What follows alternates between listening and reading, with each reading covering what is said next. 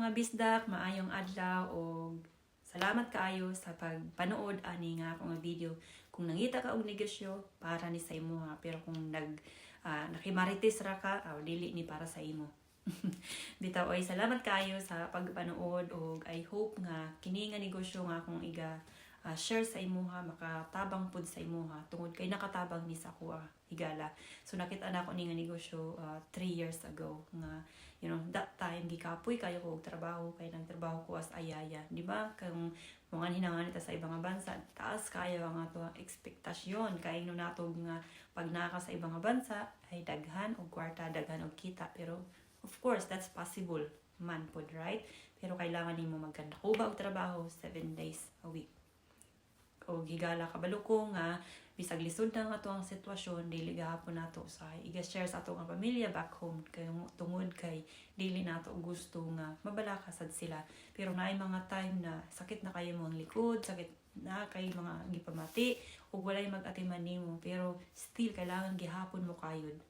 Gala I know nga dili sayon ang kinabuhi abroad, pero naningkamot gyud ta aron makahatag ta sa ato ang pamilya back home. Pero kung naay iba nga solusyon, why not, right? Gibuhat na ako ni nga video nga Bisaya tungod kay sa moa nga business community, daghan kayo ibang mga lahi, pero gi-reach out pud nila ang ilahang kaugalingon nga mga tao, like for example mga Romanian, Albanian, Nigerian or Singaporean or asa ka man, kung asa man ang imuhang lugar mo sa lang ilahang gina-reach out. So nakapangutana ko sa akong kaugalingon, why not i-reach out sa dako ang mga Bisaya, di ba? So I know nga mga skeptical ta, mga unsa man ni online rich quick scheme, and unsa man makita ko ani dayon, unsa man may kapital na dalaga na lang kung dinalang ko makay naman din kapital. Atong pag-uuhon ang atong mentalidad. Tungod kay kung magsige tag pinsa ring ana, wala tay mahimo sa atong kinabuhi. Magsige na lang tag trabaho pila ka tuig, wala gihapon tay naipon. Unsa atong naipon? Utang, listahan.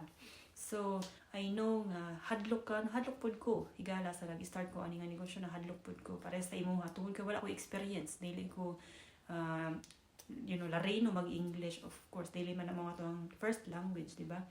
So pag nag-start ko ani nga negosyo, nanood ko sa pre-business information nga ilang gina-offer, ug after that I never look back ug nagpasalamat kaayo ko sa Ginoo nga I took action. Karon nagtrabaho ko 10 to 12 hours na lang per week. Katong una 50 hours a week. Kapoy kayong bantay bata igala, og kabalusad ko nga kung nahimo na ako nadahimo sa daghang tawo, kaya sad nimo himuon. Kung kaya na ako nga maawawon ko, I believe nga kaya sad nimo. So higala kung ikaw na gusto nimo og negosyo, legal nga negosyo, tinuod nga magkanaadyoy resulta, kung imo pong pagabuhaton, kung ikaw coachable, kung ikaw kabalo mo mamati, kabalo mo follow og mga tambag para ni sa imo nga negosyo. Start now habang bata pa, kay kung matiguwang na ta, parehas katong sa kaadlaw na ako'y napanood nga nag-abroad pud siya, sige siyang padala sa iyang mga igsuon, sa iyang pamilya, iyang gipa-eskwela, yung mga pagumangkon. In the end, wala na siya kwarta, kailangan na niya umuli sa nahuman na siguro iyang kontrata abroad, kailangan na niya umuli sa Pinas niya. Naubos na siguro iyang ipon, and then time na dili na siya pansinon, ising-isingon na lang siya, kasabaan pa siya, wala naman siya kwarta, so wala na siya bili sa iyang pamilya, which is realidad, right? That's very sad, di ba? Kaya ato ng pamilya. So karon ka higala, kung gusto nimo nga dili sad na mahitabo sa imuha, I don't want that one to happen sa akong kaugalingon, right? Atong atimanon ang atong kaugalingon sad. So this is the time na magnegosyo ta, atong pinsaron ang atong kaugalingon, kay kapila na ta nagtrabaho, pila na katuig nagtrabaho, kapoy kaayo nya ang atong naipon, dili gihapon enough.